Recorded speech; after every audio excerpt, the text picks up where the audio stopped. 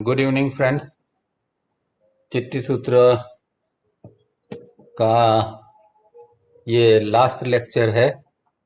हमने अ, पिछले 2 महीने से इसके ऊपर ही हम चर्चा करते रहे हैं और काफ़ी कुछ हमें नया नया समझने का मिला है इस किताब के अंदर से, इस आर्टिकल के अंदर से।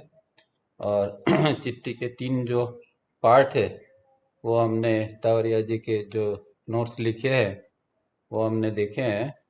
इसके अलावा भी चिट्ठी और योग सूत्र का संबंध क्या है वो तावरिया जी ने लिखा है, पर अभी ये थोड़ा अप्रस्तुत है, इसलिए इस लेक्चर के बाद ये चिट्ठी सूत्र समाप्त करेंगे और कोई नया टॉपिक लेके आगे चलेंगे। तो सबसे पहले शुरुआत एक छोटी सी वार्ता से करते हैं कि एक कोई बाबा बाबा थे। वो नदी किनारे बैठे थे, बहुत लंबे समय से बैठे थे। एक आदमी रोज उनको देखता था। फिर एक दिन पूछा उसको कि क्या आप यहाँ रोज क्यों बैठे हो एकदम किनारे के ऊपर।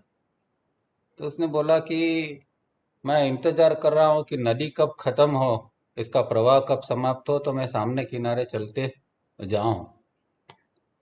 तो व्यक्ति भी वो हंसने लगा कि बाबा ऐसा कैसे संभव है, ये नदी तो कितनी, इसके अंदर कितना गहरा पानी है, कितना इसका बहुत बड़ा वॉल्यूम है पानी का, तो वो तो कहाँ खत्म होती और कब होगी। फिर बाबा ने भी हंसते हुए कहा कि मैं भी यही लोगों को समझा रहा हूँ कि भाई देखो, आप ऐसा समझते हो कि मेरा कोई निश्चित समय आएगा तब मैं भगवान का नाम लूंगा, तब मैं साधना करूंगा, तब मैं ये करूंगा वो करूंगा।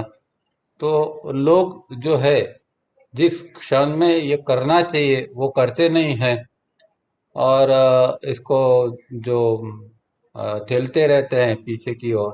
तो वो फिर क्षण कभी भी आती नहीं। जिस तरह ये नदी किसी तरह खाली होने वाली है नहीं है, इसी तरह वो क्षण कभी भी आएगी नहीं, ऐसा अगर आप सोचते हैं तो ऐसा बाबा का जवाब जो उसने दिया उसके अंदर हमारे लिए भी एक सीख है कि हमें भी जो है साधना करनी है तो अभी करनी है, इसी समय करनी है, कोई आगे पीछे नहीं। न कि मैं रिटायर होके करूँगा, न कि लड़के बड़े हो जाएंगे बाद में करेंगे, न कोई वो काम निपटा लेंगे फिर करेंगे। तो ये सब जो है वो एक माइंड का प्ले है, उसको समझना चाहिए। और इसी समय जितनी ताकत से जितनी शक्ति से हम कर सकते हैं इतनी साधना करनी चाहिए। बाकी क्षण निकल जाती है, उसके बाद में कुछ नहीं होता है। और चिट्ठी के ऊपर हम और भी सोच रहे थे। आगे हमने एक बार बात की थी, भिक्षु एम्प्टी द बोट तावरिया जी बार बार कहते हैं, तो उसका मतलब क्या है। तो एक मतलब तो हमने देखा था कि जब अंदर का फ्यूज उड़ जाता है, मतलब कि अंदर एक प्रत्यार की स्थिति जन्मती है, कुछ एग्जिस्टेंस जैसा कुछ लगता ही नहीं है, सब शून्य सा हो जाता है। तो शून्य या एम्प्टीनेस जो है वो एक एम्प्टीनेस, वो भी भिक्षु एम्प्टी द बोट का एक प्रतीक है। वहाँ जो एम्प्टीनेस होती है तो सही माने में वहाँ भिक्षु एम्प्टी द बोट का सूत्र लागू होता है, क्योंकि वहाँ एक एम्प्टीनेस रहती है। उसके अलावा एक बहुत गहरी टेक्निक है, अगर कोई इसको कर सकता है पर बहुत मुश्किल है, और वो ये है कि विचारों को हमारे मन के अंदर टिकने ही नहीं देना चाहिए। जैसे विचार आया उसको खाली कर दो, विचार आया उसको खाली कर दो।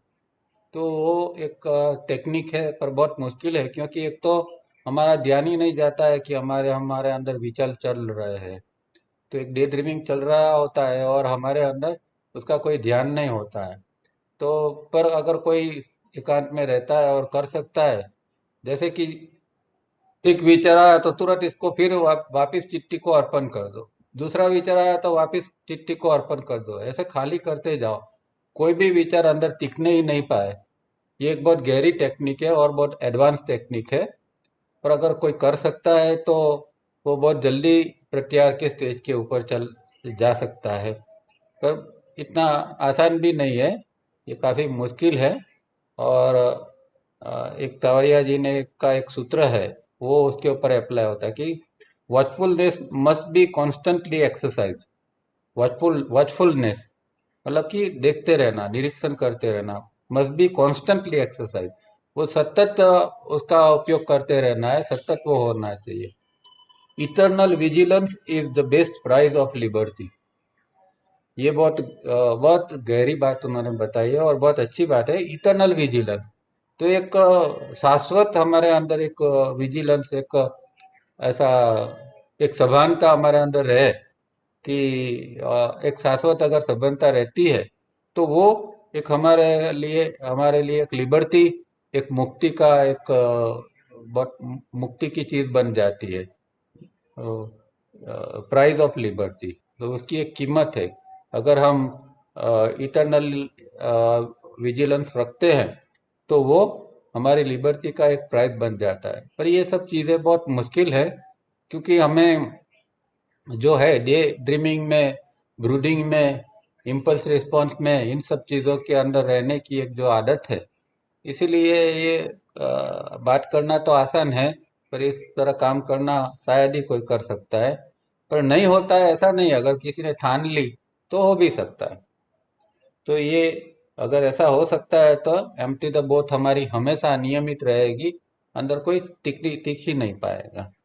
और आगे हम देखेंगे तो उसके अंदर भी ये जो चिट्ठी का जो है, वो चिट्ठी को हम चिट को किस तरह मिटा के खाली चिट्ठी का फ्लो हमारे अंदर एक बहता रहे, ऐसी इसके अंदर भी, ये सूत्रों के अंदर भी बात आती है। तो ऐसा भी हो सकता है, तो बहुत बढ़िया चीज़ है। और एक जैसे मैंने बताया था कि कृष्णमूर्ति का टीचिंग जो है वो बहुत चिट्ठी से सिमिलर होता लगता है एकदम। तो मैं एक उनका जो सूत्र है उसके ऊपर सोच रहा था, ऑब्जर्वर इज ऑब्जर्व।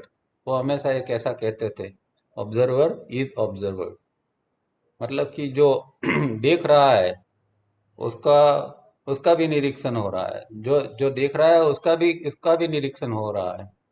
तो इसका ये चिट्ठी सूत्र के संदर्भ में अगर आप सोचे तो क्या आप इसका इंटरप्रिटेशन कर सकते हैं? सोचिए जरा, ऑब्जर्वर इज ऑब्जर्वर, तो चिट्ठी सूत्र के संदर्भ में अगर आप इसको किस तरह सोच सकते हैं चिट्ठी के संदर्भ में?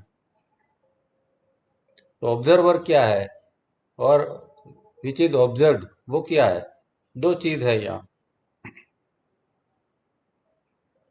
ऑब्जर्वर है जो वो है हमारा ब्रेन है, एंड विच इज ऑब्जर्व जो देख रहा है वो जो है चिट है। तो ऑब्जर्वर, ब्रेन को ऑब्जर्वर क्यों कहा है?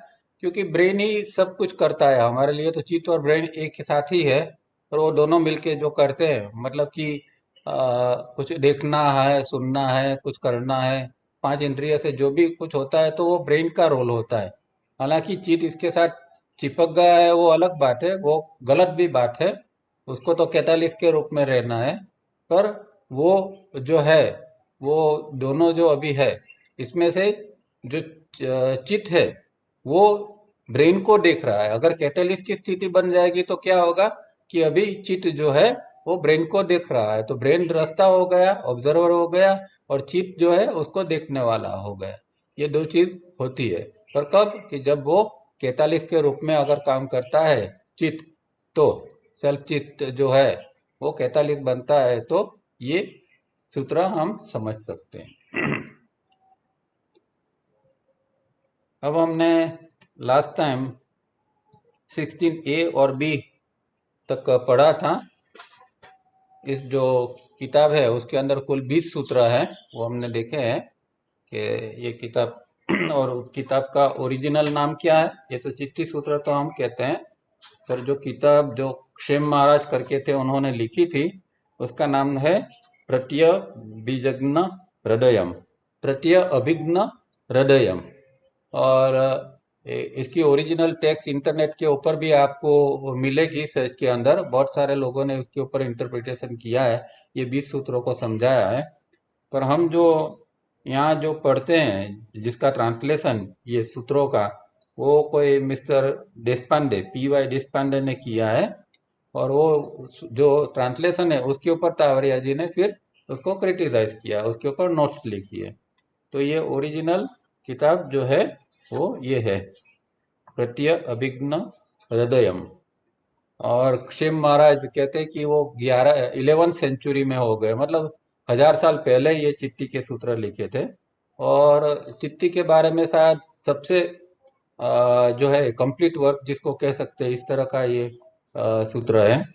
हालांकि ट्रांसलेशन जो है, इंग्लिश ट्रांसलेशन, इसमें कहीं कहीं इतनी एक क्लैरिटी नहीं है, कई जगह आज आएगा 18 सूत्र में तो थोड़ी गलती भी महसूस होती है, वो आगे हम देखेंगे। तो 18 सूत्र, अरे सॉरी 16C जो बाकी है वहां से हम पढ़ते हैं। 16B के अंदर हमने देखा था कि हमारा जो ईगो सेंट्रिक जो ये है, ईगो सेंट्रिक जो लिमिटेशंस है, वो उसके अंदर सब खत्म हो जाता है जब चिट्ठी अंदर बहने लगती है। और सेल्फ चिट जब खत्म हो जाता है, सेल्फ चिट रहता नहीं है, तो एक जो अहम है, अहम का संपूर्ण नाश हो जाता है। फिर व्यक्ति के अंदर वो चिट्ठी ही काम करती है अहम के बदले में। अब सी के अंदर क्या है? This process explodes into radiant blissfulness which carries with it an everlasting awareness of the identity of all beings, animate and inanimate. This process मतलब कि ये जो अहम का नाश करने की जो प्रोसेस है, वो उसका जब एक्सप्लोड होता है, उसका जब विस्फोट होता है, तो एक अंदर रेडियंट ब्लिसफुलनेस यानी एक सच्चिदानंद की एक स्थिति का निर्माण होता है। एक अंदर आनंद, आनंद ब्लिसफुलनेस आता है, एक आनंद ही आता है, सच्चिदानंद जिसको कहते हैं, ऐसी स्थिति आती है। और वो जो है उसके बाद में वो जो जो व्यक्ति है, उसकी दूसरे जो जीवों है, सजीव जीव है, निर्जीव जीव है, सबके साथ एक एकीय उसके अंदर एक आइडेंटिटी हो जाती है, एक एकरूपता आ जाती है। तो कहते हैं ना कि भाई जब साक्षात्कार होता है तो उसके अंदर एक अद्वैत भाव आ जाता है, कुछ द्वैत रहता नहीं है, ये चीज जो सामने है वो मैं हूँ और मैं हूँ वो ये चीज है, ऐसा अद्वैत भाव उसके अंदर आ जाता है। तो सजीव निर्जीव कुछ भी है जो इस तरह का जीवन मुक्त या प्रबुद्ध हो गया, उसके अंदर ये इस तरह कोई भी जीव है उसके साथ उसके एक रूपता उसके अंदर आ जाती है और एक सच्चिदानंद की स्थिति अंदर बन जाती है। This firm establishment is one's own being of such cosmic pure consciousness is जीवन मुक्ति और टोटल लिबरेशन। तो ये जो स्थिति अंदर बनती है, कॉस्मिक प्योर अवेयरनेस की जो अंदर स्थिति आ जाती है, उसके अंदर एक एस्टेब्लिश हो जाती है, तो एक जीवित जीवन मुक्ति हो जाती है। उसके बाद में मतलब इसके अंदर उसको अभी आगे कुछ काम करने की जरूरत नहीं है, एक जीवन मुक्त व्यक्ति हो गई है, टोटल लिबरेशन उसने पा लिया है। या हम कहे कि केवलीय या आत्म साक्षात्कार, ऐसा जो भी कहे, वो स्थिति ये व्यक्ति के अंदर आ गई है। जब इस तरह की ये अंदर ये चिट्ठी संपूर्ण रूप से जब फैल जाती है तो ये स्थिति बनती है। ये सूत्र का ट्रांसलेशन था। अब तावरिया जी क्या कहते हैं उसके ऊपर? A person who is illuminate is different from A wise man. तो एक वाइस मैन है जिसके अंदर थोड़ा ज्ञान या एक अंडरस्टैंडिंग तो छोटी मोटी आ गई है, ऐसी व्यक्ति जो वाइस मैन है। पर इल्यूमिनेट जो व्यक्ति है मतलब तो जिसने बोधि प्राप्त कर ली, जिसने साक्षात्कार प्राप्त कर लिया। तो वाइस मैन और इल्यूमिनेट मैन दोनों के अंदर काफी अंतर है। साक्षात्कारी जीव है वो अलग है, जैसा हमने कहा जीवन मुक्त है, और वाइस मैन है उसके अंदर एक अंडरस्टैंडिंग होती है, एक ज्ञान होता है, और वो दूसरों को उपदेश भी देता है, ये करता है सब कुछ, पर वो मुक्त दशा में नहीं है। तो इस तरह के दो प्रकार के लोग हम अपने आध्यात्मिक जगत में देखते रहते हैं। There are wise men who are not yet illumine. तो जो वाइस जो व्यक्ति है वो अभी प्रबुद्ध बना नहीं है। When everlasting pure awareness is the constant companion, when sleep does not create an interval of unawareness or lesser awareness, when birth and death fail to create a break in this pure awareness, is one illuminate. तो अब कौन प्रबुद्ध व्यक्ति है, इसके यहाँ तीन प्रकार के लक्षण बताए हैं कि एक तो है कि उसकी अवेयरनेस जो है वो कांस्टेंट कंपेनियन है, उसकी एक साथी बन जाती है। मतलब एक क्षण के लिए भी अवेयरनेस उसकी ब्रेक नहीं होती है। अवेयरनेस तो हमारे अंदर भी है, पर हमने देखा था कि अवेयरनेस दो प्रकार की होती है, एक पैसिव अवेयरनेस, एक एक्टिव अवेयरनेस। तो हम तो पैसिव अवेयरनेस से जीते हैं। मतलब टोटल अवेयरनेस का बहुत कम भाग, 10-20% या 30-40%, कुछ ऐसा, कुछ परसेंट से हम जीते हैं। 30-40% से सामान्य आदमी जीता है टोटल अवेयरनेस का। पर जो इल्यूमिनेट व्यक्ति है, जो प्रबुद्ध चेतना है, वो करीब करीब 100 या उससे थोड़े कम प्रतिशत के अंदर जीती है। तो पहला इसका ये लक्षण ये है कि उसके अंदर प्योर कांस्टेंट अवेयरनेस जो है, कॉस्मिक अवेयरनेस, वो उसके अंदर हमेशा फ्लो रहती है। दूसरा है कि अगर वो अगर रात को सोता है, तब भी उसके अंदर अनअवेयरनेस नहीं आती है, या अवेयरनेस न हो ऐसा नहीं होता है। हम रात को सोते हैं तो क्या होता है, पता नहीं चलता क्या हुआ रात में। जैसे नींद आ गई, सब खत्म हो गया हमारे लिए, सब सुबह में जागते हैं तब हमारा फिर से जैसे जीवन चालू हुआ। तो रात के हमारे अंदर एकदम लेसर अवेयरनेस होती है। पर वो व्यक्ति जो प्रबुद्ध है, उसके अंदर ऐसा नहीं होता है। उसको पता है कि ये शरीर सोया हुआ है और मैं जागृत हूँ। तो उसकी एक जो अंदर आइडेंटिटी है वो हमेशा बनी रहती है, मैं हूँ। उसकी जो है आई एमनेस, वो हमेशा अंदर बनी रहती है। और वो अ, जो नींद के अंदर भी वो महसूस करता है कि शरीर सोया हुआ है, मैं जागता हूँ। और कहते हैं कि तावरिया जी का भी यही एक, वो जो करते थे रात को या जो साधना करते थे, तो दिन भर में तो पूरा दिन कामकाज करते रहते थे, और रात को जब सोते थे तो कहते थे कि ये फिजिकल बॉडी आराम कर रहा है, सो रहा है, और उनको जो कुछ साधना या जो कुछ करना है वो उनके एस्ट्रल या मेंटल से वो करते रहते थे। तो ये तावरिया जी के अंदर भी देखा गया था। तो ये स्थिति प्रबुद्ध व्यक्ति की है। और तीसरा लक्षण जो है वो, birth and death fail to create a break. अब जब मृत्यु हो जाती है तब भी हम अनअवेयर हो जाते हैं, बेहोश हो जाते हैं, और फिर दूसरा जन्म लेते हैं तब हमारा फिर से होश आता है। तो इन बिटवीन क्या हुआ वो हमें पता नहीं चलता है। तो ये जो तीसरी स्थिति भी है, मतलब कि उसकी अवेयरनेस खंडित नहीं होती है, डेथ के बाद समय भी वो देखता है कि ये फिजिकल बॉडी का डेथ हो गया, चलो हम चलते हैं। तो वो आगे निकल जाता है। उसका एस्ट्रल, मेंटल और उसका जो डिवाइन फ्रेगमेंट है वो सब आगे निकल जाते हैं। ये फिजिकल बॉडी यहाँ पड़ा रहता है, और उसके अंदर सभानता रहती है कि अभी मैं दूसरे लोक के अंदर जा रहा हूँ। तो ये सामान्य आदमी के लिए ये संभव नहीं है। बेहोश होता है तो फिर बस खत्म हो गया, दूसरे जन्म में उसको वापस फिर अवेयरनेस आएगी। तो ये तीन चीज जो है वो व्यक्ति प्रबुद्ध है, मुक्त है, इसके लक्षण बताए हैं। When the inner fuse has blown a few hundred times in a lifetime is one illuminated। तो एक व्यक्ति कब प्रबुद्ध होता है कि ये अंदर का जो फ्यूज उड़ा देने की बात है, मतलब अंदर जो है वो चित और चित्ती, ये दोनों से एकदम कट हो जाने की बात है। ब्रेन से तो पहले कट हो गया चित्त का, और चित्त स्वतंत्र हो गया 43।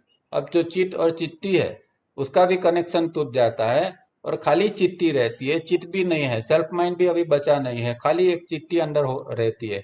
और चित्ती किस तरह महसूस होती है, उन्होंने आगे बताया था कि इनकी ब्लैकनेस की तरह इसका एक अनुभव होता है, जैसे एक पूरा प्रगाढ़ अंधकार जैसा है, इस तरह का वो अनुभव होता है। और उस दरमियान पांचों इंद्रियां काम करनी बंद हो जाती है, उसको वो फ्यूज कहते हैं, फ्यूज उठ जाना।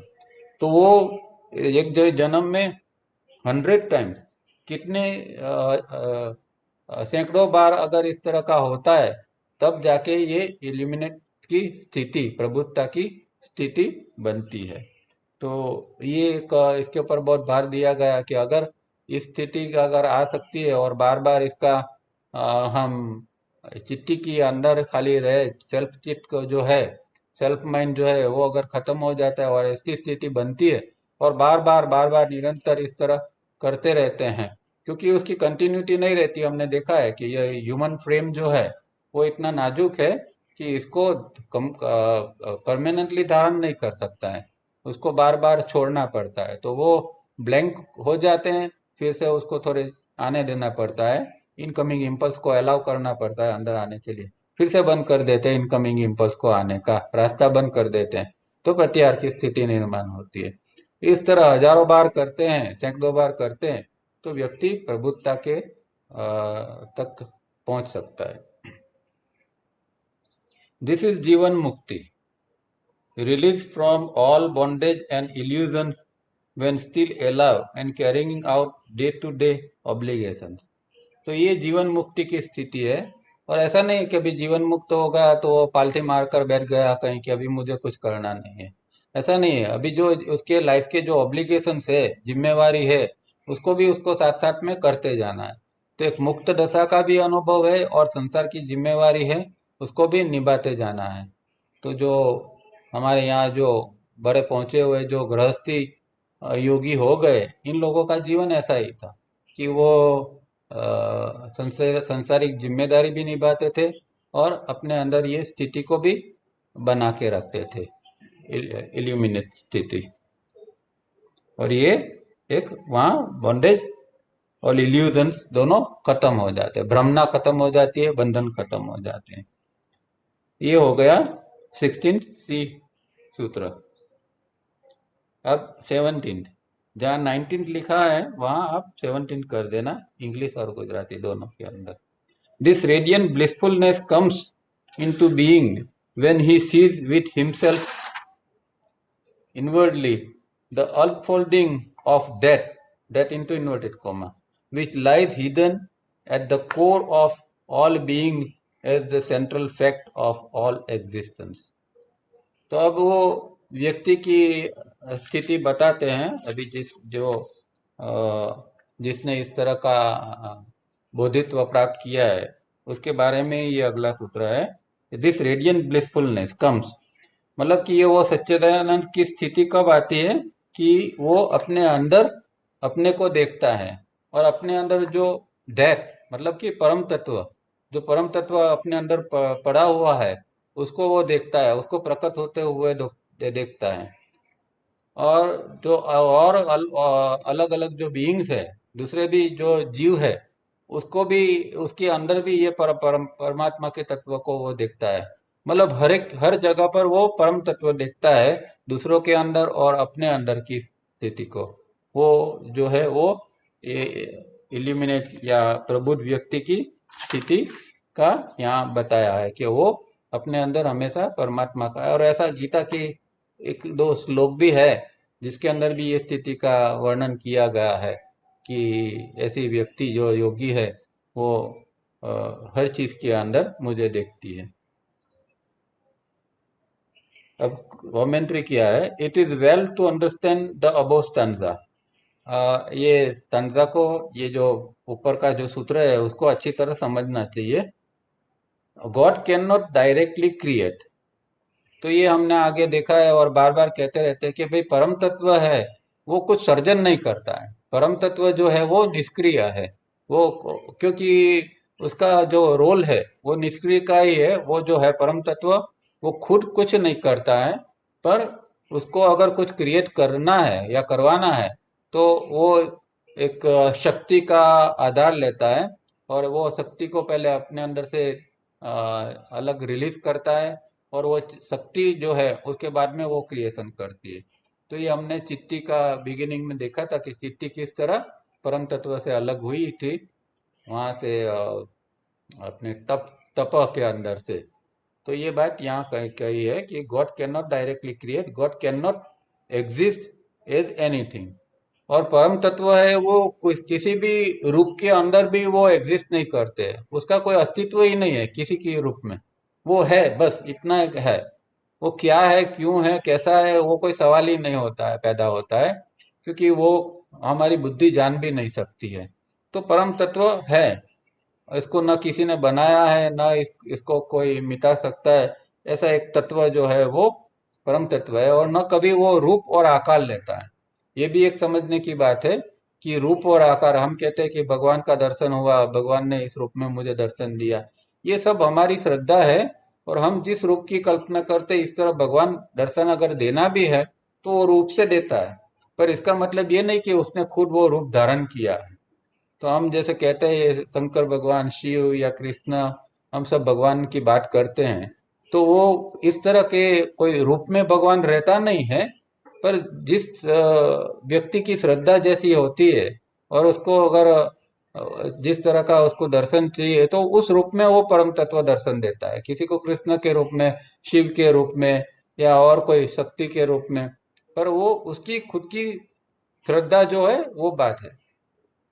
और इसीलिए purpose of birth and death में उन्होंने वो मीराबाई का एग्जाम्पल दिया था कि भाई मीराबाई को बार बार कृष्ण का दर्शन होता था, हर हर बार इसको कृष्ण का।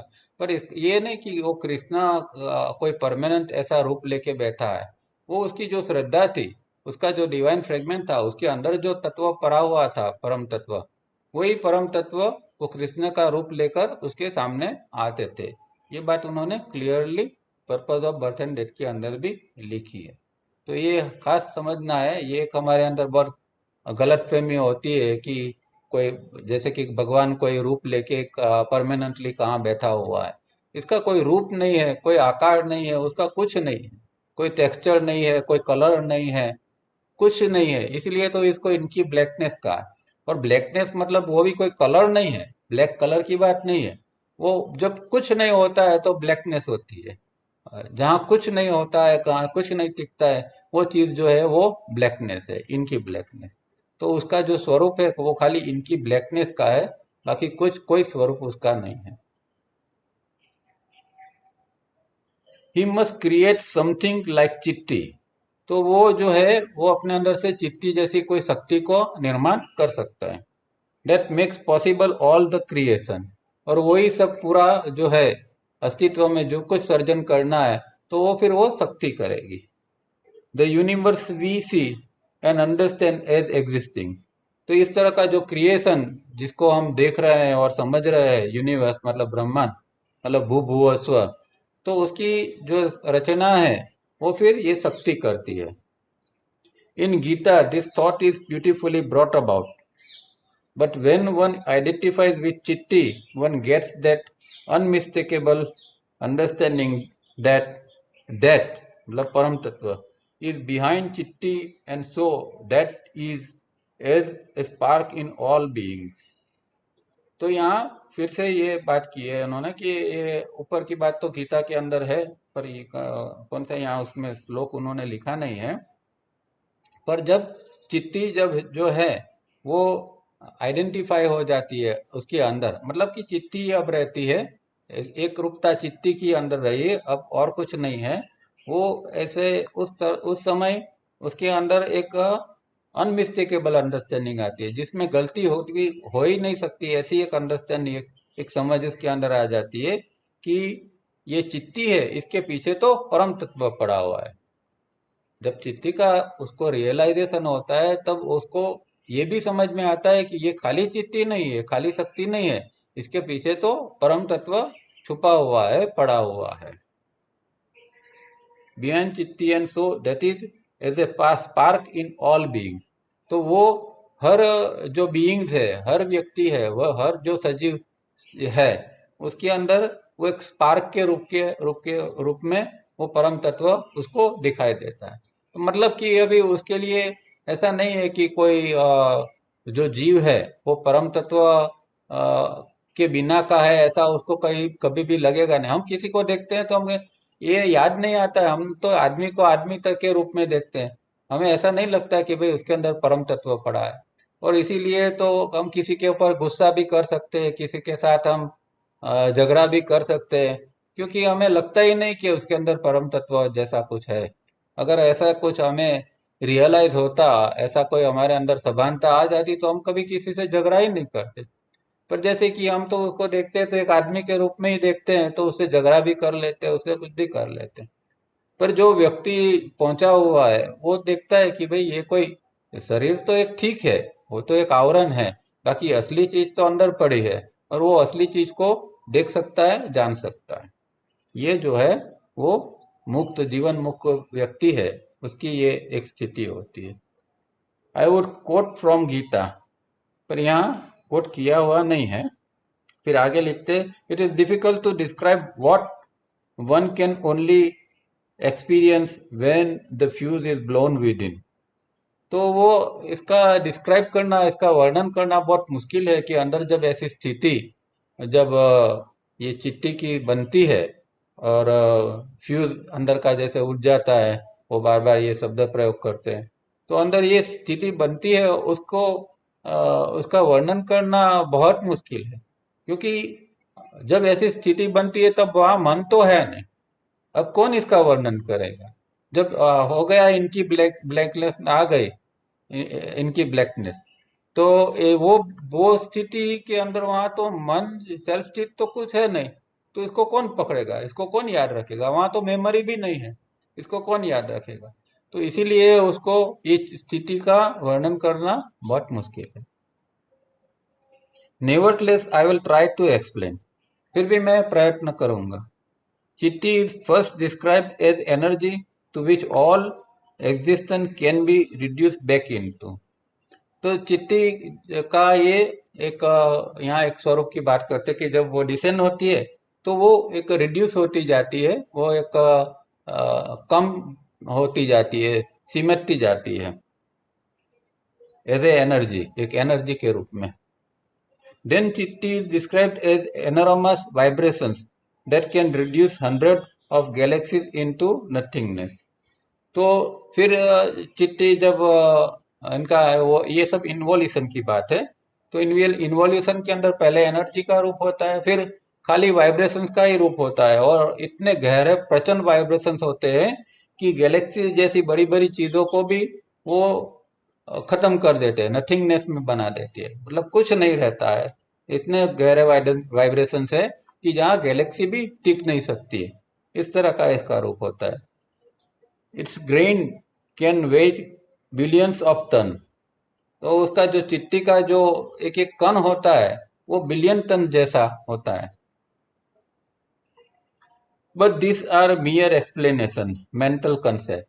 अभी उन्होंने ये बात कही तो उसमें से हमें क्या समझ में आता है, कुछ समझ हम समझ नहीं सकते। हाँ होगा ऐसा, चिट्ठी कुछ ऐसी होगी, वाइब्रेशंस होगा, एनर्जी होगी, ऐसा हम सोच के आगे चलते हैं, पर उसको हम पकड़ नहीं सकते।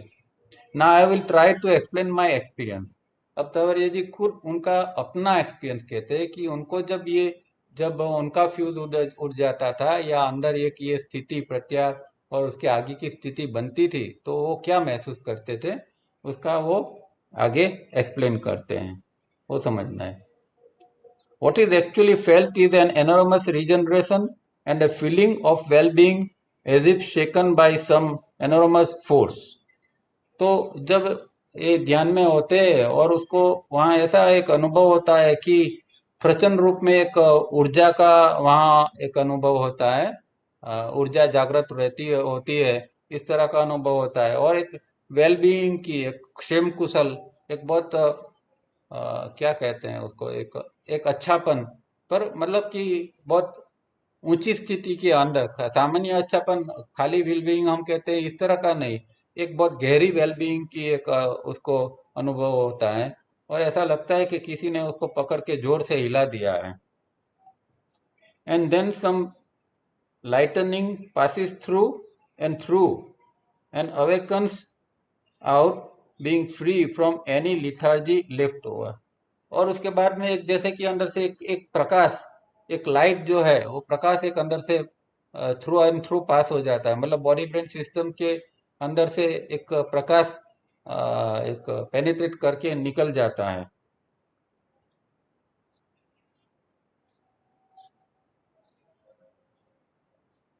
एंड लेथर्जी लेफ्ट ओवर, और जो अंदर की जो लेथर्जी, आलस, प्रमाद जो कुछ पड़ा है, वो सब कुछ खत्म हो जाता है जब स्थिति बनती है तो। But within this distinct vibrations there is rhythm, pulsation at entire.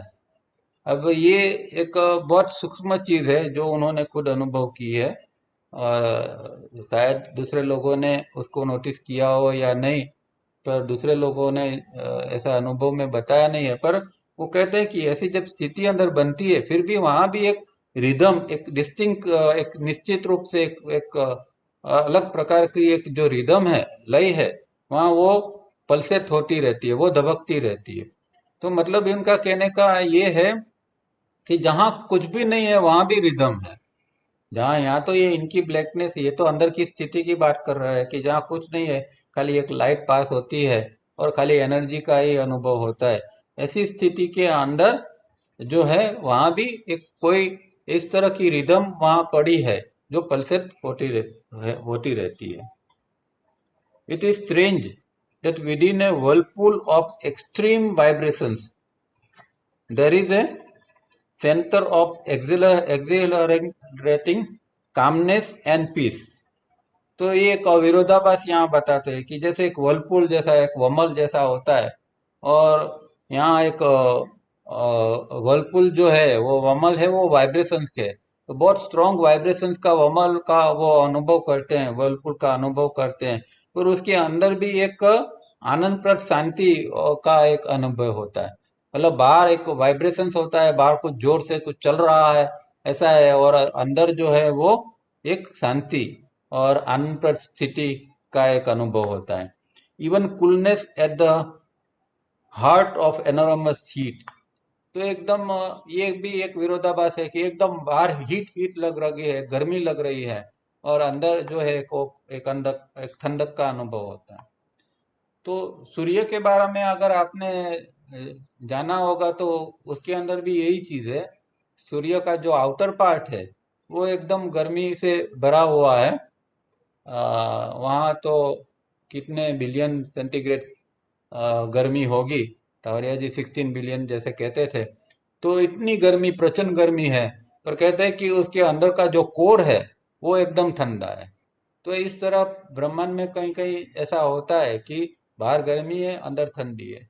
और यही चीज यहाँ तावरिया जी भी वो अपने अनुभव में एक्सप्लेन करते हैं कि इस तरह का बाहर गर्मी है, अंदर एक ठंडक का अनुभव हो रहा है। In that moment that this happens, the moment when with eyes open you see only inky blackness. If it is under blackness at noon is the un, unimpressionable moment।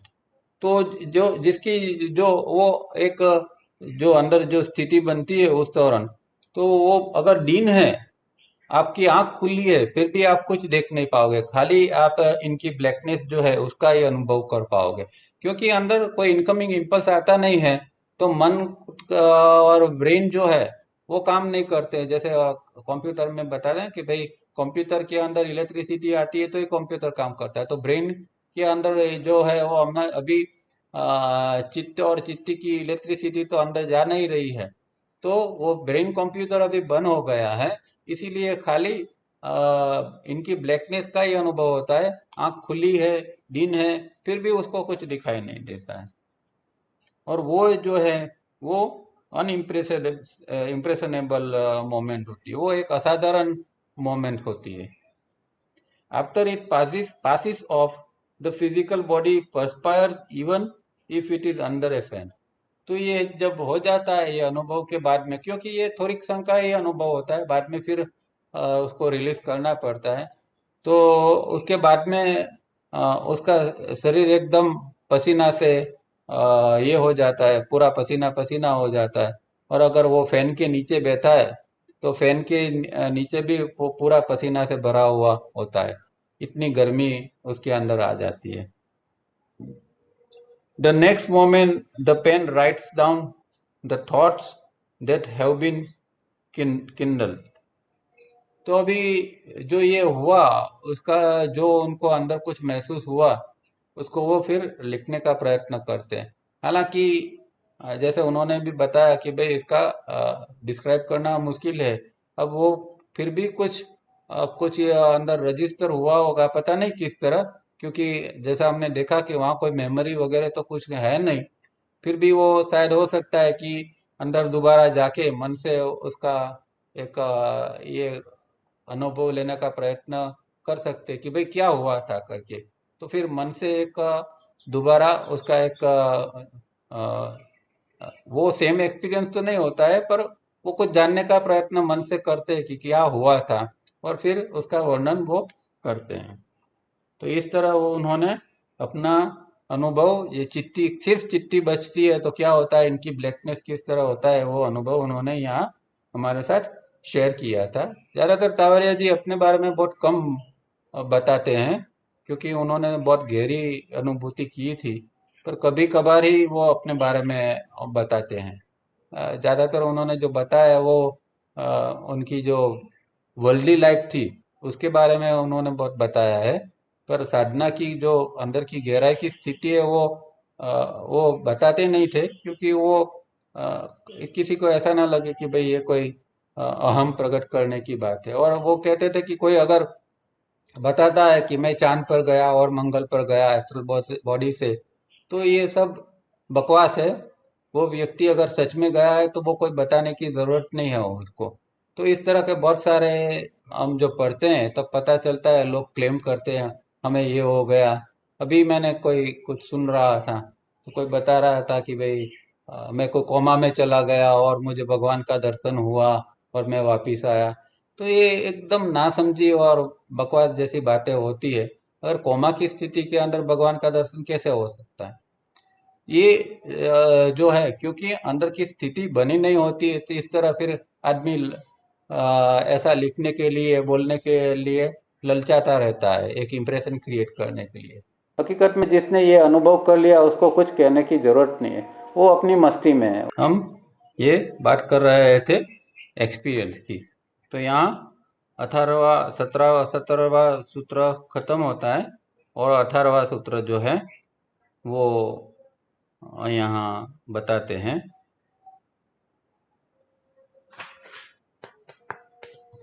और इसमें भी ABCDE 5 प्रकार है, उसके 5 एक, हालांकि सूत्र तो एक ही है 18वां का, पर उसके अंदर जो है वो उसको तोड़ तोड़ के उसके 5 एक्सप्लेनेशन बताए हैं।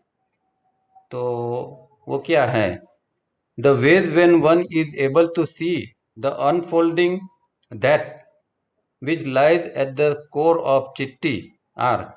तो अभी 5 स्थिति, 5 ऐसा वे बताते, 5 स्थिति बताते हैं कि जिसके अंदर जब चिट्ठी के कोर के अंदर, चिट्ठी का जो अंदर का भाग है उसके अंदर परम तत्व किस तरह रहता है और वो कैसे प्रकट होता है, उसके 5 तरह के अलग अलग ये है। 5 चीजें करने से इस तरह का अनुभव हो सकता है, जो चिट्ठी के अंदर परम तत्व पड़ा हुआ है, दैट उसका अनुभव होता है। तो उसका पहला जो है, अब पहले सूत्र के अंदर ही कुछ गड़बड़ लगती है ए के अंदर, क्योंकि उसका ट्रांसलेशन जो है, अब सूत्र के अंदर तो इतना ही है कि विकल्प क्षय, मतलब कि अंदर की स्थिति निर्माण करनी है तो विकल्प जो होते रहते हैं, मतलब कि अंदर जो विचारना चालू है, विकल्प जो चालू है, थिंकिंग चालू है, उसको बंद कर देना, उसका क्षय कर देना चाहिए, उसका नाश कर देना चाहिए। ये स्थिति अंदर की तब बनती है कि जब विकल्प क्षय होता है, तब चित्ती का अनुभव अंदर होता है और परम तत्व का अनुभव अंदर होता है। तो ये पहला है। उसका अंदर अभी पढ़ते हैं। The dissolution of all ideation which operate as the main impediment to the seeing of awareness constituting the central essence of its being। इतना जो है ये सूत्र का ट्रांसलेशन है। बाकी आगे जो है आई हैव, वो तावरिया जी का कमेंट्री है। तो यहाँ तक का है। अब यहाँ उसका अगर ये मतलब करते हैं तो ये कुछ सेट नहीं होता है कि यहाँ जो इम्पेडिमेंट शब्द का यूज किया है वो कुछ गलत है। वो कुछ ट्रांसलेशन जो किया है जिसने, व्यक्ति ने, वहाँ कुछ गलत, क्योंकि इम्पेडिमेंट का अर्थ तो विघ्न या बाधा होता है। तो वो यहाँ कहते हैं कि भाई अगर ये जो सब विचारो, आइडिएशन, सब विचारना जो है, उसका जब लय हो जाता है, तब क्या स्थिति बनती है कि ideation of the seeing of what is in respect of own one's one's own self, मतलब स्वस्थिति जो है उसकी अंदर एक उसका एक अनुभव होता है।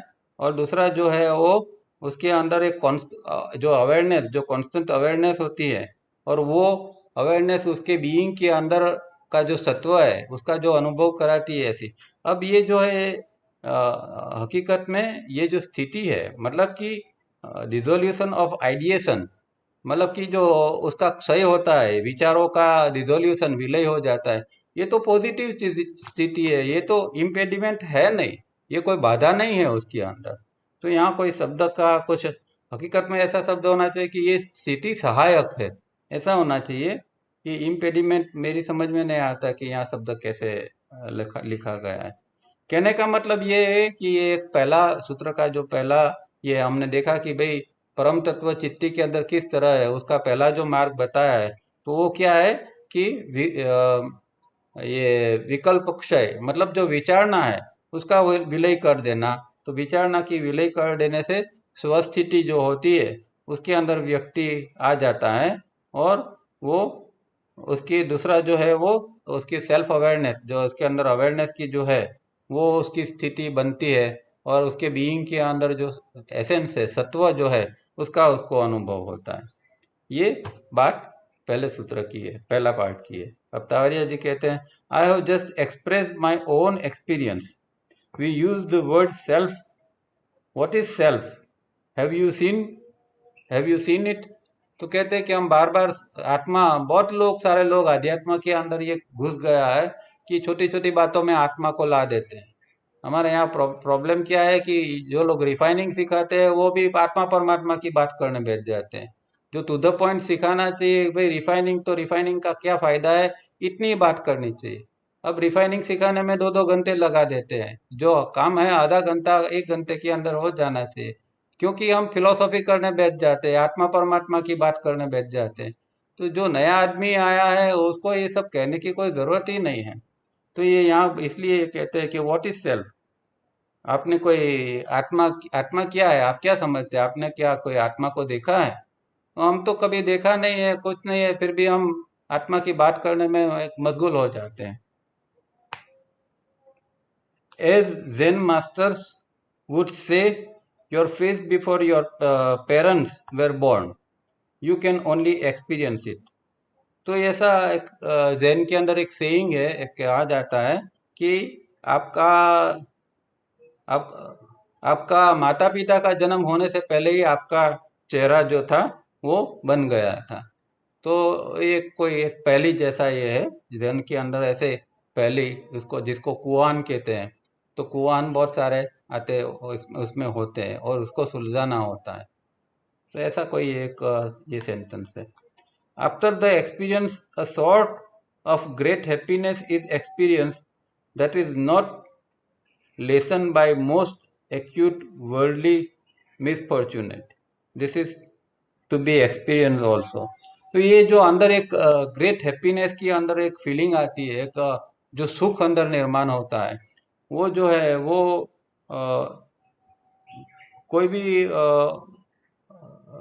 जो इस पृथ्वी के ऊपर कोई भी जो सुख है, चाहे कितना भी गहरा सुख हो, वो तो उसके आगे कुछ नहीं है, इस तरह का ये सुख होता है। और वहाँ कोई जो मिसफॉर्चुनेट है, संसार का सबसे बड़ा जो कोई मिसफॉर्चुनेट है, कम नसीब है, वो भी वहाँ टिकता नहीं। मतलब चाहे यहाँ कितनी भी कम नसीबी हो, पर एक बार उसको ये अंदर अनुभव हो जाता है तो वो एकदम रिच हो जाता है। उसको बाहर की ये जो है मिसफॉर्चून से उसको कुछ लेना देना है, वो बाहर की कम नसीबी उसको टच नहीं करती है, क्योंकि अंदर एक ग्रेट हैप्पीनेस की फीलिंग आती है इस तरह। तो इसका अनुभव करना चाहिए, ऐसा कहते हैं। अब सूत्र 18 का B part, observation of concentration and expansion of inner energy as it comes in and goes out along with the incoming and outgoing movement of sense perceptions।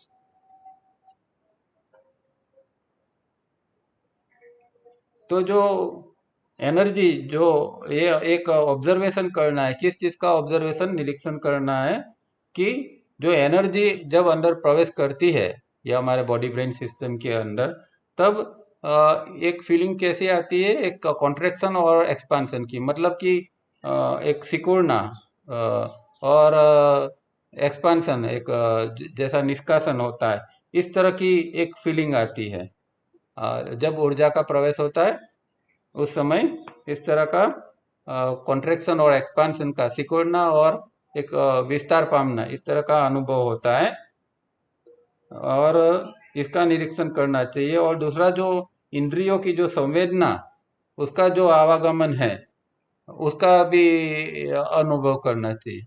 मतलब कि जब इनकमिंग इम्पल्स आता है तो इनकमिंग इम्पल्स का अनुभव लेता है, फिर वो स्टॉप कर देता है, अभी इनकमिंग इम्पल्स को बंद कर देता है, फिर से रिलीज करता है।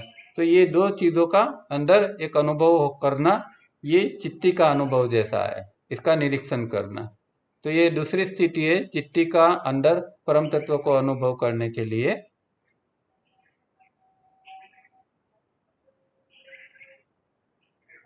ठीक है, तो ये बी, सूत्र बी का एक्सप्लेनेशन है। उसके अंदर कहते हैं कि in the night at home ही home have you experience sudden going off all electric power in the whole locality and then it's coming back. तो यहाँ कहते हैं कि आपने कभी ऐसा अनुभव किया है कि सडनली लाइट चली जाती है? हम सिटी में रहते हैं तो कभी कभी ऐसा होता है कि लाइट एकदम चली जाती है और वापस आ जाती है।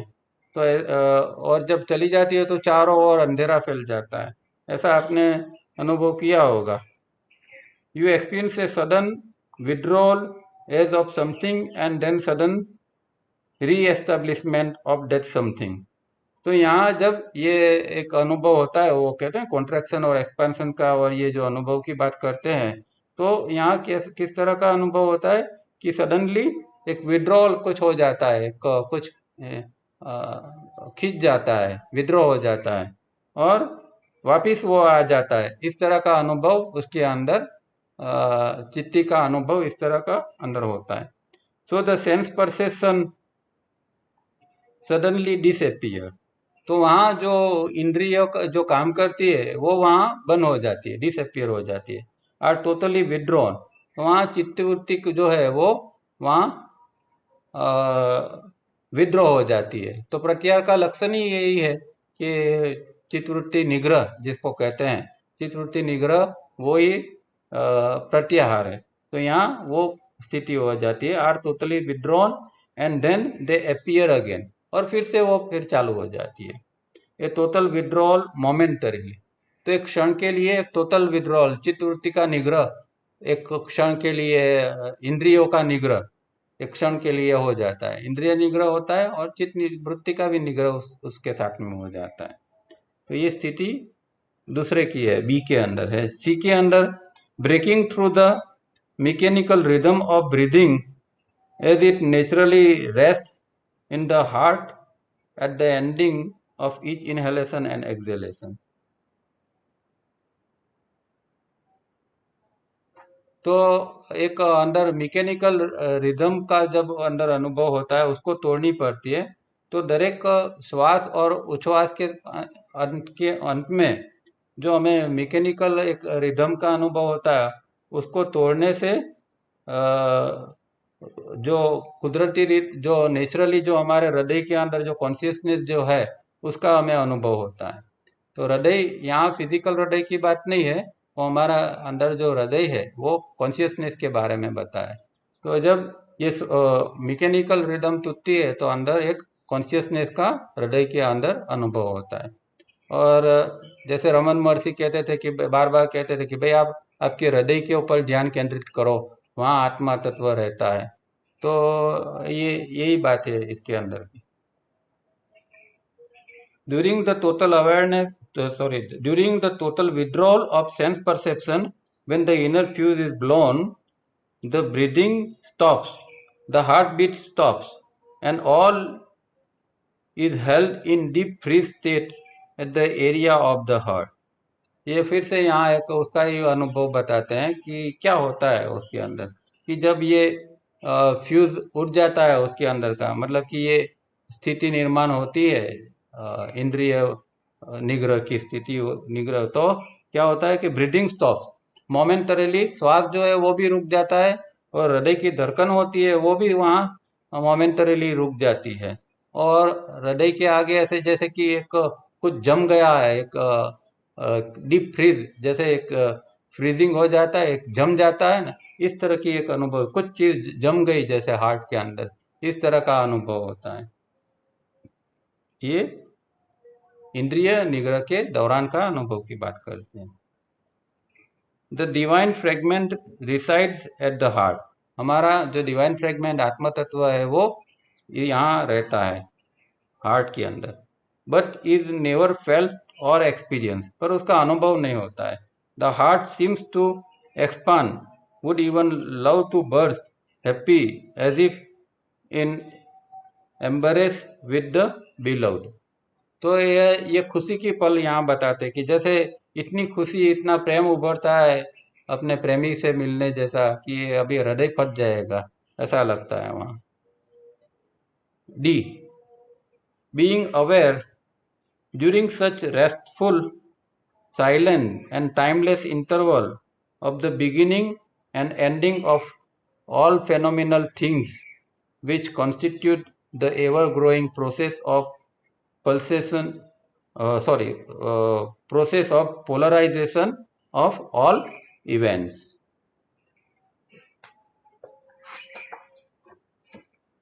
तो उस दौरान अभी ये चौथी स्थिति बताते हैं कि जब अंदर ऐसी स्थिति अंदर होती है और सेल्फ माइंड नहीं होता है तो क्या होता है कि इस तरह की रेस्टफुल मतलब आराम वाली स्थिति है, अंदर शांत स्थिति है और टाइमलेस इंटरवल कालातीत एक विराम अंदर आ जाता है। और जो जो चीज जो चीज को हम देख सकते हैं या जो संसारिक चीज है, जो वर्ल्डली चीज है, वो सारी चीज जो है उसका प्रारंभ और अंत जो है उसकी उसका समानता आ जाती है कि हर चीज कैसे बनती है और इसका अंत कैसे आता है। मतलब जो प्रलय होता है या सर्जन होता है, ये दोनों का अनुभव यहाँ उसको होता है। और उसका ये दो प्रक्रिया का ध्रुवीकरण होता है, पोलराइजेशन होता है।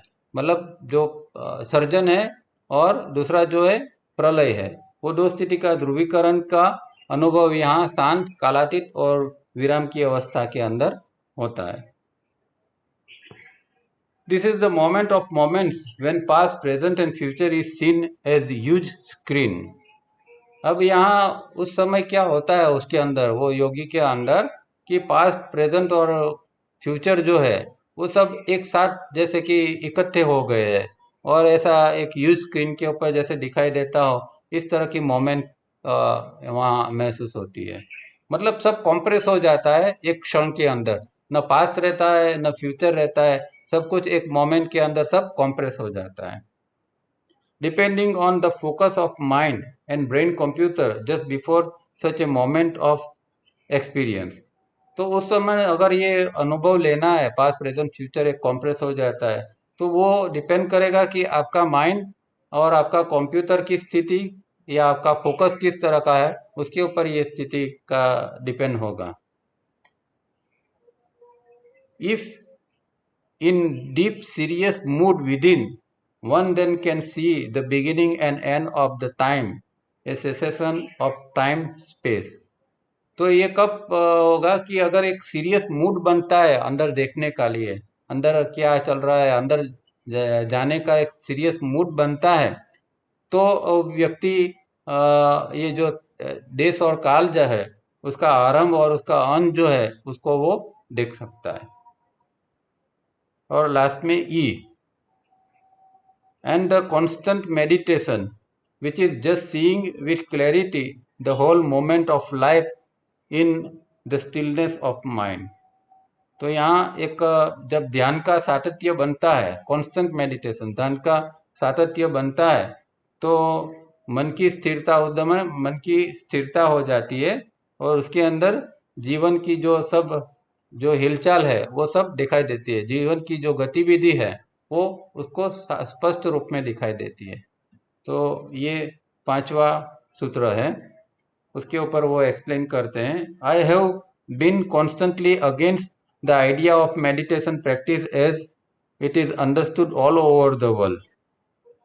तो यहाँ एक वो अपना ध्यान या मेडिटेशन के बारे में अपनी बात बताते हैं कि मुझे इसके बारे में एक ये विरोध है कि जो लोग ध्यान की बात करते हैं और जो सो कॉल ध्यान की जो प्रैक्टिस करते हैं या कराते हैं, उसको मैं इसके अगेंस्ट में हूँ, उसके मुझे उसका विरोध है। Meditation is a constant process that goes on within simultaneously with the river of thought, that is mind modification that go on continuously at the surface of our being if we are unconcerned. अभी ये अंदर की स्थिति बहुत गहरी स्थिति की बात फिर से बताते हैं कि एक तो मेडिटेशन ऐसा है कि जो कांस्टेंट प्रोसेस है, मतलब कि आप कुछ भी कर रहे हैं, कामकाज कर रहे हैं, कुछ भी कर रहे हैं और आप मेडिटेशन की स्थिति के अंदर है, और उस दौरान आपकी मेडिटेशन की स्थिति भी है और कुछ विचारों की चहल पहल भी हो रही है वहाँ। तो ऐसा यहाँ नहीं है कि टोटली एक ब्लैंकनेस आ जाती है, ये तो प्रत्याहार की स्थिति में आता है। पर नॉर्मल लाइफ के अंदर जब हम चौबीसों घंटे जब कामकाज भी करना पड़ता है तो कैसी स्थिति होती है। तो एक और मेडिटेशन एक अंदर बना रहता है और दूसरी ओर जो विचार जो है, क्योंकि इनकमिंग इम्पल्स चालू है तो कुछ ना कुछ विचार भी चालू है, पर उसके साथ वो कंसर्न नहीं हो उसका है, उसके साथ उसका कोई लेना देना नहीं है, वो अपनी जगह पर है। मतलब उसका जो बीइंग है वो हमेशा अपनी बीइंग की अनुभूति करता रहता है और विचार अपनी जगह पर रहता है। हमारा प्रॉब्लम ये है कि ऐसा होता नहीं है, हम विचार के साथ जुड़ जाते हैं। तो ये एक डिस्टिंक्ट स्थिति अंदर निर्माण हो सकती है, पर कब कि अगर आप अनकंसर्न रहे तो। At the surface, the river of flow within, you are totally unconcerned. And then to witness and experience the momentary snap in the link between the brain-computer river of thoughts and the self-mind chitta. The total withdrawal from every pore of the body of all the sense perception and to be bathed in glory. तो यहाँ एक ये फिर से वही बात बताइए कि जो अगर आप अनकंसर्न रहते हैं ये रिवर ऑफ थॉट से, मतलब रिवर ऑफ थॉट वो चल रही है अपनी जगह और आप अनकंसर्न है और अपनी स्थिति के अंदर है, तो वो जो है वहाँ कंप्यूटर जो है वो काम कर रहा है और चिप जो है वो भी काम कर रहा है, पर वो स्थिति एक ग्लोरी की स्थिति, एक एक क्या कहते हैं, एक भव्यता की एक स्थिति जैसा अंदर होता है कि वो अपनी स्थिति के अंदर है और विचार भी चल रहा है, और जब उसको जरूरत होती है तो वो विड्रॉवल भी कर लेते हैं, इंद्रिय निग्रह भी बीच में कर लेते हैं, जैसी उसकी जरूरत होती है इस तरह वो स्थिति निर्माण करते हैं। पर इस तरह का कुछ मेडिटेशन होते हैं तो वही काम का है। बाकी जो हम पालथी लगाकर आधा घंटा कुछ स्वाद देखते हैं या संवेदना देखते हैं और इसको मेडिटेशन कहते हैं, तो वो कोई काम का नहीं, क्योंकि जैसे उठ जाएंगे तो फिर से माइंड भटकना, इंप्रेशन लेना चालू कर देगा। To know what that energy of life is, and that energy of awareness is the immense vibrational phase, the melting heat of furnace, and yet at the core, the freezing, cooling calmness. There is nothing like it in the whole universe. तो जो आगे जैसे हमने बात की थी कि भाई एक बाहर गर्मी होती है और अंदर एक ठंडी ठंडी का अनुभव होता है, तो यहाँ भी यही बात करते हैं कि जैसे कि एक बत्ती की गर्मी का जैसा एक लगता है, मेल्टिंग हो जाता है सब, जब पिघल जाता है ऐसा भी अनुभव होता है, और दूसरी ओर अंदर एक फ्रीज, एक कूलनेस, एक ठंडक का अनुभव होता है, और बहुत इमेंस वाइब्रेशन उस दौरान उसके अंदर होते हैं। What is the experience when such moment or moment pass away? अब जब ये अनुभव निकल जाता है उसके बाद में क्या है, तो दो सूत्र है, हम जरा जल्दी से देख लेते हैं। अब 19 सूत्र है, this radiant blissful awareness is normal samadhi. Once this state is attend, the mind retains its blissful touch within for all time. तो ये जो कौन सी समाधि क्या है उसका बताते हैं कि नॉर्मल समाधि क्या है, रेडियंट ब्लिसफुल अवेयरनेस, अंदर एक सच्चिदानंद की स्थिति, एक अवेयरनेस अंदर रहती है, जागृति रहती है, वो स्थिति एक नॉर्मल समाधि उसको कहते हैं। और जब एक बार ये समाधि अटेन हो जाती है, प्राप्त कर लेते हैं, तो वो वो हमेशा के लिए एक अंदर एक ब्लिसफुल टच उसके अंदर हमेशा के लिए रहता है। एक जैसे कि आनंद की स्थिति अंदर बन जाती है और वो आनंद कभी भी उतरता नहीं है। संसारिक स्थिति को चाहे कैसे भी हो, पर अंदर की स्थिति एक आनंद की स्थिति हमेशा बन जाती है। और इसके साथ में ही है उसको सूत्र का भाग, and even when the state of समाधि recedes and the mind gets occupied by old impressions, life normal obligations to be fulfilled of the conditioned state of bondage, one is able, because of presence of the blissful touch within, the regain that state of samadhi through the process of constant meditation, the blowing of inner fuse, as we call it, normal samadhi, which means going back again and again to the awareness of the oneness of all beings. तो यहाँ ये अंदर की यही स्थिति का अनुभव करते हैं कि ये दो स्थिति है, एक समाधि और एक व्युत्थान।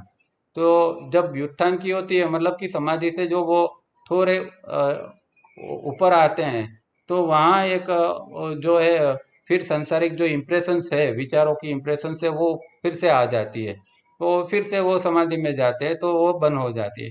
इस तरह की एक अंदर बार बार वो इस तरह की स्थिति बनाने का प्रयत्न करते हैं कि ये मेडिटेशन की स्थिति बनी रहे, पर उसको बीच में व्युत्थान करना पड़ता है, तो कभी कभी वो पुरानी इम्प्रेशन भी वो वापिस आ जाती है। तो यह कांस्टेंट मेडिटेशन का मतलब वो कहते हैं कि यहाँ इस तरह की स्थिति और साथ में बीच में वो फ्यूज जो है, वो इनर फ्यूज भी उसको जो ब्लो हो जाता है, वो स्थिति भी होनी चाहिए। लास्ट सूत्र है 20वां सूत्र, in this way one gets establish for all time in that ineffable state of being which constitute the very essence of the ever present radiant bliss। तो फिर से ये अभी ये अंतिम स्थिति की बात कर रहे हैं। ये अंतिम सूत्र है कि जो अंदर जो होता है, इस तरह जब चित्ती का एस्टेब्लिशमेंट हो जाता है, परमानेंटली चित्ती की स्थिति बन जाती है और चित्त रहता ही नहीं है, तो वो इनएफिबेबल स्टेट है। मतलब कि एक अवर्णनीय एक स्थिति अंदर बन जाती है कि जहाँ ये हमेशा उसको एक रेडियंट ब्लिसनेस का अनुभव रहता है।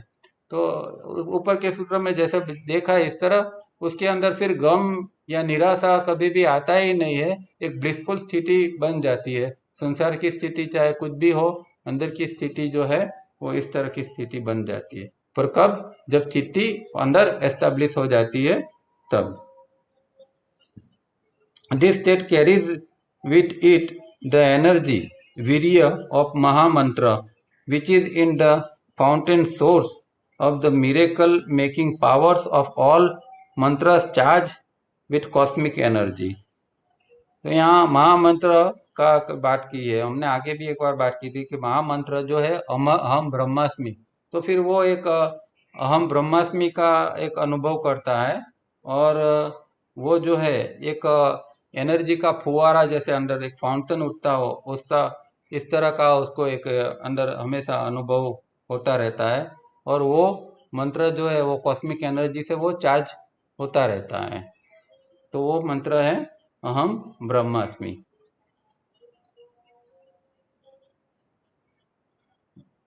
The irrepressible upsurge of this cosmic energy entering one's own being spontaneously fills up total oneness, emptied I-ness with the wondrous creativity of cosmic pure awareness। तो यहाँ जो एक कॉस्मिक एनर्जी का जैसे उसके ऊपर धोध निकल उतरता हो, इस तरह एक फीलिंग आती है, क्योंकि उसके अंदर जो एक आइनेस थी, जो हम का जो था हम तत्व, वो अभी वो विलुप्त हो गया है। तो उसके अंदर जो एक एम्प्टीनेस थी, अहम नहीं था, तो एक गैप था, उसको फिलअप किस तरह होता है कि ये जो एनर्जी का फ्लो जो है वो उसके जैसे धोध की तरह उसके अंदर बहता है, और इस तरह वो एक कॉस्मिक प्योर अवेयरनेस का अनुभव करता है, एक अद्भुत क्रिएटिविटी का वो उसको अनुभव अंदर होता है। भिक्षु empty the boat. It is thus that one gets eternally established in that stateless state of being in which the energy that keeps ever going, the cosmic will of all manifestations and all dissolutions, becomes integrated with one's own being, showering goodness on all existence. तो इस तरह व्यक्ति जब ये चिट्ठी अंदर establish हो जाती है तो एक अपनी अपनी अंदर की जो हस्ती है बीइंग का एक ऐसा स्टेट का वो अनुभव करती है, या एक ऐसा स्टेट उसके अंदर एस्टेब्लिश हो जाता है कि वहाँ वो कॉस्मिक जो एनर्जी का तो अनुभव करता है, और दूसरा जो है ये कॉस्मिक विल, मतलब जो वैश्विक जो संसार चक्र है वो किस तरह मैनिफेस्ट होता है और किस तरह इसका विलय होता है। संसार चक्र जो है वो चलता रहता है, उसका उदय और उसका विसर्जन वो किस तरह होता है उसका वो अनुभव करता रहता है, और वो सब जो बीइंग है उसके साथ में वो इंटीग्रेट हो जाता है, उसके साथ में उसका एक इंटीग्रेटेड अनुभव उसको रहता है, और showering goodness on all the existence, और सब जो पूरा जो अस्तित्व है उसके ऊपर उसकी जो एक गुडनेस है वो शावर करता है, मतलब एक आशीर्वाद जैसा एक उसके अंदर से निकलता है। Let all that goodness fill the existence of all beings. तो ये जो गुडनेस है वो पूरे ब्रह्मांड के जो जीव है सबके अंदर इसका इसका अनुभव हो, सबको उसका लाभ मिले, ऐसी एक बात करते यहाँ समाप्त करते हैं। तो हमारा समय भी ऊपर हो गया है, थोड़ा समय ज़्यादा आपका लिया है, थोड़ा लास्ट कुछ सूत्र जो थे वो कठिन थे, समझना और समझाना बहुत मुश्किल था, फिर भी हमने प्रयत्न करके इसको समाप्त किया है। नेक्स्ट वीक में कोई और टॉपिक के साथ नेक्स्ट वीक मिलेंगे, तब तक के लिए धन्यवाद, थैंक यू।